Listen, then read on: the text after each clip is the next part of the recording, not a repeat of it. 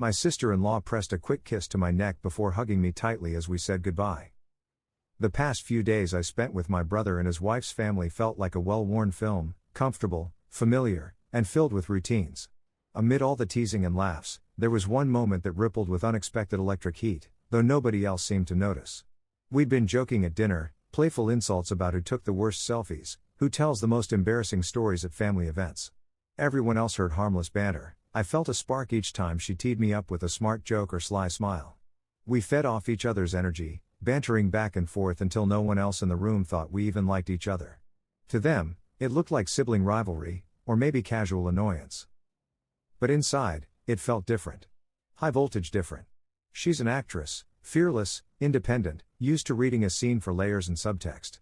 So when she pressed her lips against my neck, light and quick, as we were saying goodbye in front of everyone, I froze. Her arms circled my shoulders in a tight hug, something family does in my culture, maybe, but with her it landed like a thunderclap. The room felt suddenly tilted, our goodbye lingered in a way that was distinctly charged, and I knew I wasn't imagining anything. She held me close, even as my brother chatted beside us, oblivious. Her scent, something warm, vanilla and confidence, snagged my senses. When she finally let go, we smiled like nothing had happened, but I felt unmoored. After everyone left, I replayed it on loop, her breath close to my skin. Her lips brushing my neck felt intimate, too intimate for a standard goodbye hug, especially with half a dozen witnesses. My mind raced. Was it nothing? Cultural? Artistic? Or was it an invitation wrapped in kindness? My love language is touch. I crave human contact, but I would never do that if I wasn't drawn to her. Maybe for her, it was normal. But for me, it punctured something, awakened a longing I couldn't easily bury. In the kitchen late that night, I mentioned it in passing to my brother's wife. "Amber, what happened today?" She laughed, half bright, half rolled eyes. "We do goodbyes big in my family. Hugs, kisses, it's our way." She paused, gave me a knowing look before punching a button on her phone. I realized then she was measuring me up, rolling my reaction in her hands.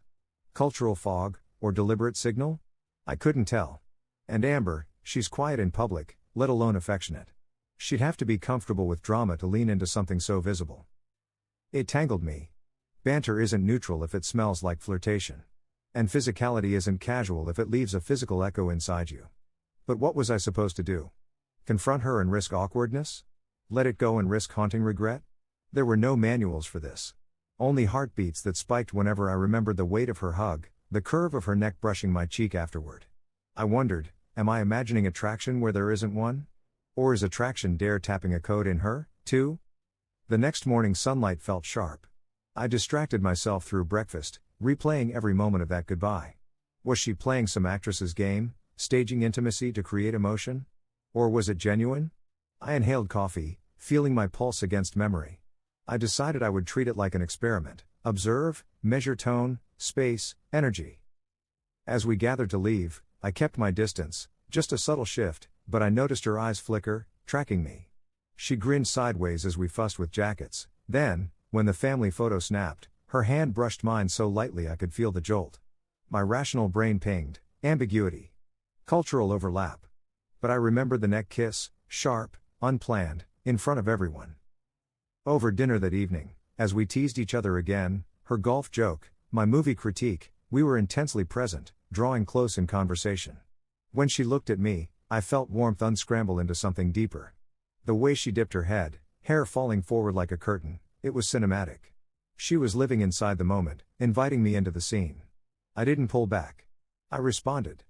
After dessert, our eyes met briefly, unguarded. She leaned in, whispered something about how she'd missed our banter. Her voice was low, almost confessional. I realized we were flirting through code. We were actors improvising a scene no one else could see. Later, as people drifted toward the car, she sidled next to me under the porch light, silent. She waited. The air thickened. Then she brushed against my arm just so, as if testing whether I'd pull away. I didn't. She smiled, that half-confident, half-shy thing people use when capture feels risky. And then she did it again, kissed my neck, this time slower, intentional, electric. My breath caught. At that moment, I recognized the truth. I was being courted through physical language she understood. I was responding to desire she understood. But we were stepping into dangerous ground, family boundaries, roles, visibility. We stood still for a second too long. I pulled back. She pulled away. We eyed each other, hearts probably hammering.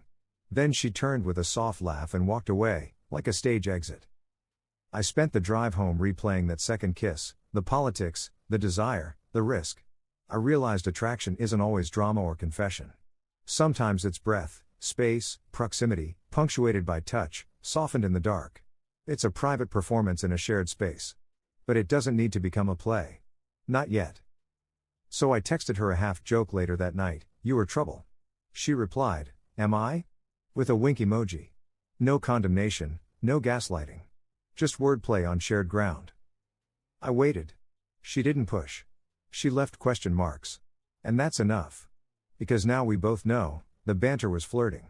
The cheek kiss hug was an accident. And the risk of diving deeper is real, but so is the freedom of acknowledging the sparks. Right now, we're standing on a threshold, between attraction and decision. Nobody else sees it. But I do. The flame is lit. Now it's about whether to whisper lines into the script. Or let the scene dissolve naturally when the credits roll. In many cultures, even intimate greetings are considered normal among friends and family. Cheek kisses, shoulder touches, warm embraces are everyday.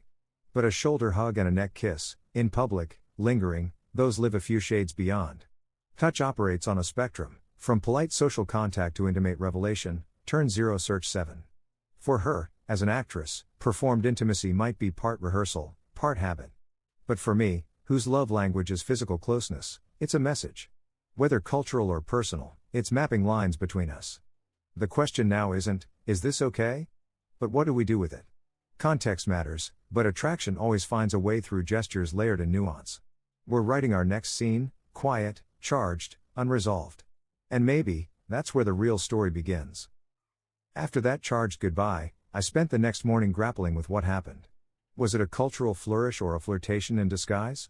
I remembered hitting snooze twice, mind replaying her neck kiss, her strong hug, gestures that in many high-contact cultures might be casual, even friendly, but in my context landed like sparks.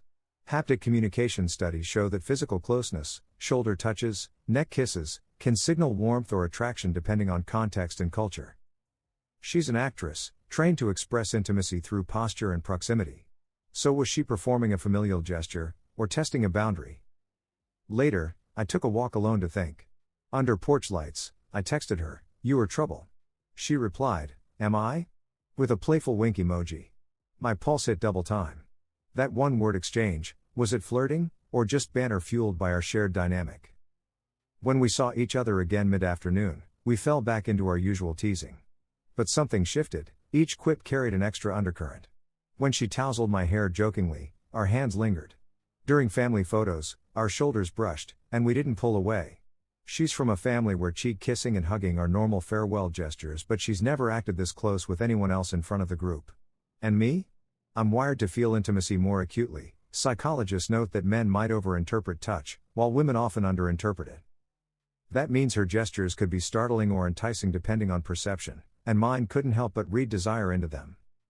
We returned to the porch later, just the two of us. She shifted closer, the scent of her perfume smoothing the space between us. Time slowed. Without warning, she pressed a second kiss to my neck, intentionally, deliberately. I turned in surprise, half relief, half fear. She looked into my eyes and whispered, "I've always liked our dynamic." It was neither apology nor explanation, it was confession. I swallowed. This was real. It wasn't cultural ritual anymore, it was chemistry. The question throbbed, do we lean into it, or step back? Before letting her know, I paused. "I feel it too," I said softly. "But this is tangled. Family. Expectations. Roles." I didn't want to close the door, I just wanted to set space around us. She nodded, tracing a slow finger on the porch railing, a silent agreement that we both needed altitude, context, clarity. We ended the visit with gentle hugs, no kisses. A quiet mutual understanding formed. As I drove home, dark roads weaving through yellow-lit streets, I realized the story wasn't about taboo or shame, it was about possibility with rules. We had discovered a pattern powerful enough to become a story, if we chose to write it. Now the question remains, do we carry this code into a sequel, or let it drift into memory as a half-lived scene at the edge of family drama, charged but withheld? In the days after our second neck kiss encounter, I couldn't escape the quiet hum of tension that followed me everywhere. Every time I saw her, the room seemed smaller, charged with something unspoken. I kept replaying what happened, a kiss to my neck so deliberate and slow that it felt less like an accident and more like a sentence unspoken. She'd said, "I've always liked our dynamic," and in that moment I felt us standing at the edge of something fragile, something weighted. I realized we were navigating cultural undercurrents as much as personal chemistry. Touch, the language I spoke best, was her wild card too. Psychological research maps this through haptics, the study of touch in communication: functional, polite, friendly, intimate, sexual touch, and all of it layered with intent based on gesture, duration, location, and proximity. In high-contact cultures it's normal to hug or kiss cheek to cheek. In low-contact cultures, such actions can carry deeply romantic meaning. For her family, hugs and kisses might simply announce affection. But neck kisses? That lives on the edge of friendship and desire, a signal louder than a smile. On our final evening together, we settled on the porch just as sunset softened the sky. Our voices trailed off, the normal script of banter dropped away. I noticed the distance between us, our shoulders almost touching, breath brushing in the wash of twilight. I thought of haptics again, how a shoulder embrace expresses warmth, familiarity, friendship, a neck kiss shades closer to intimacy or even sexual intent. The shift felt electric. My pulse drummed beneath my ribs. She exhaled, a soft admission in her tone, "I know this might be confusing." I nodded, unable to speak. The air hung on that moment. Then I said, gently, "I feel it too. But family, expectations, it isn't just us." She leaned against the railing, face lit by the fading light. "I get it," she said. "But I had to let you know." There was no apology, no theatrical flourish, just clarity. The kiss that followed was not impulsive, it was deliberate, measured, softer than the first. She pulled away. We both stood quiet in the hush that followed. Later, we hugged, midline, unassuming, public. The gesture was ambiguous enough that no one else would suspect anything. But to me, it sealed an understanding. We shared something potent but fragile, caught between chemistry and consequence. As I drove home under streetlights, I could feel it reverberate in my chest. I began thinking about proximity and culture again. In some cultures, a kiss to the cheek or a hug is a polite ritual hug. In others, two men holding hands is a tie sign, not an invitation. For us, this moment was loaded. Neither of us was staging a family tradition, this was something we created, together, in that coded intimacy. 2 days later, she texted, "That porch talk was real. You okay?" I waited before replying, "Yes. I just needed to see how we both felt." She replied with a single red heart. It wasn't clarity, it was a bridge. I relished the ambiguity, knowing boundaries remained. But I also recognized that attraction doesn't obey scripts or cultures, it pulses in faint currents beneath gestures that seem casual till they're not. The broader insight settled on me: nonverbal communication is 80% of what we convey. Touch, eye contact, proximity matter as much as words. In our case, the neck kiss was a leap sign, more intimate than intended by public norms, delivering emotional cargo that words might evade. Our back and forth banter, the playful pics, they were the build-up. That kiss, in public, signaled an invitation, to intimacy, yes, but also to risk. I haven't decided what next. Whether we speak it out loud, whether we test it or bury it in friendly silence. Either way, I won't pretend nothing happened. Not when my body remembers every brush, every breath. Maybe this is the grace of ambiguity. We flirted on the edge of family roles, and it was beautiful. Now we stand in a threshold, wanting something that shouldn't be wanted, balancing closeness with care. It's tempting to script a path forward, to define ourselves as together or nothing once and for all. But maybe the real moment is this: standing in uncertainty, honoring the tension, letting it speak enough, without pressing for resolution.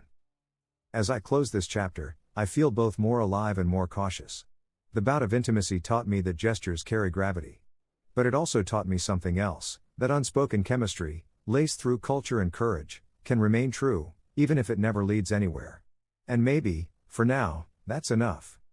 In the quiet days that followed our porch conversation, I found myself caught in moments of stillness, moments when the world felt too loud and my mind replayed every shared look, every graze of her arm. I started reading about haptic communication, a term describing how touch conveys emotional meaning. Researchers outline categories, from polite or friendly touch to love/intimacy and even sexual intent. This wasn't just a friendly goodbye hug, it was flirting, and it tugged at both of us in ways we couldn't easily ignore. One evening, she came over to pick up something from my kitchen. Our hands brushed, again, on the counter, the contact so brief it could have been accidental, but I felt the jolt. She lingered, shoulder touching mine. My pulse raced.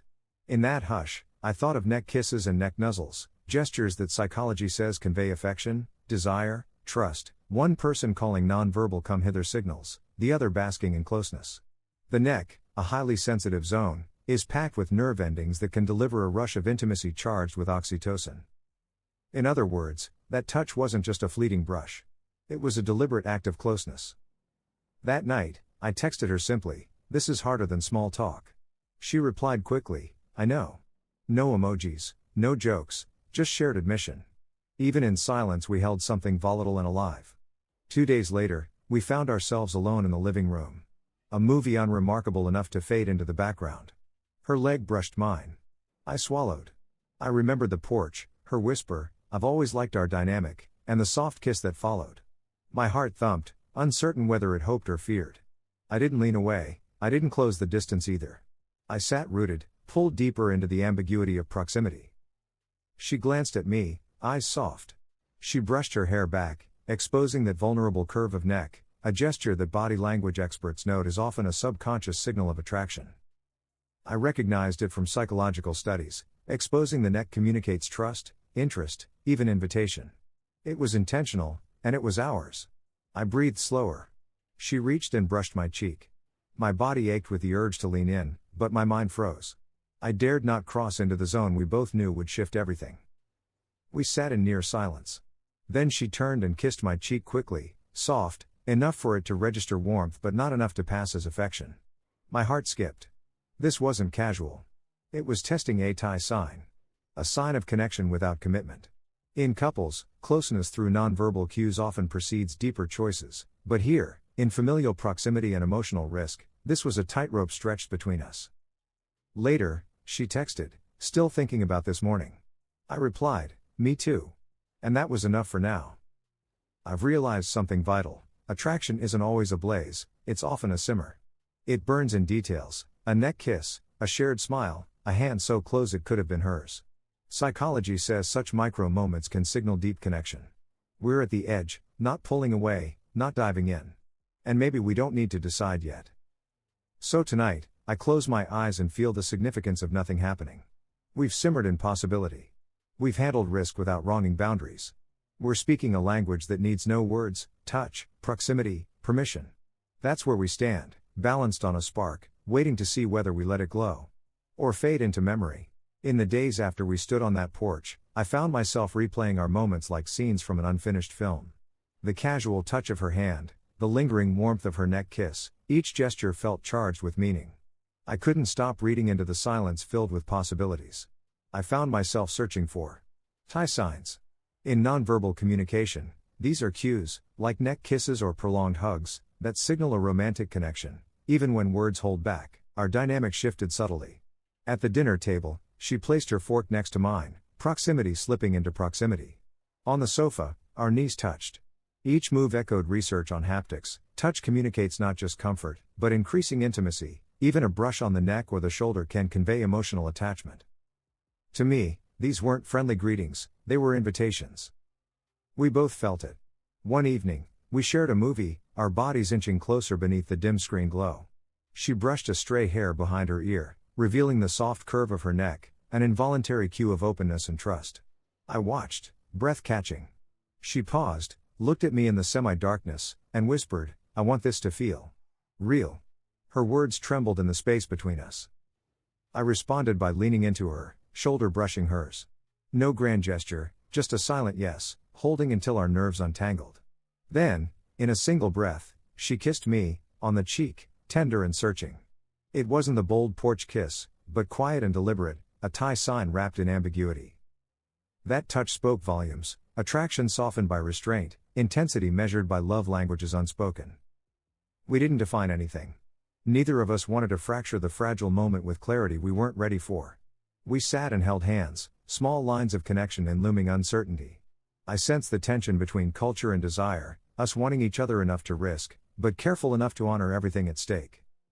A week later, she surprised me with a text, "Meeting you here, All this feels like rewriting the script. I replied, some narratives deserve a rewrite. That's when I realized, our attraction was a story unfolding in silent acts, defined by proximity and touch. Research shows nonverbal cues constitute around 80% of our communication. A touch, a glance, a pause, these can carry more truth than any spoken confession. Now we stand in the threshold. Do we script a new scene, define labels, expectations, relationship?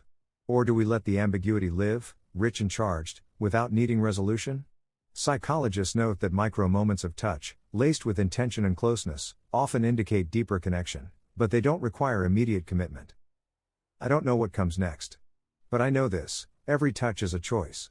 Every kiss to the neck, every shared laugh, every wordless thank you holds possibility. And in this pause between us, between roles and risks, I've never felt more alive. Whether we choose to act on what we feel or let it drift, we've already created something real and unforgettable. And sometimes, that's enough.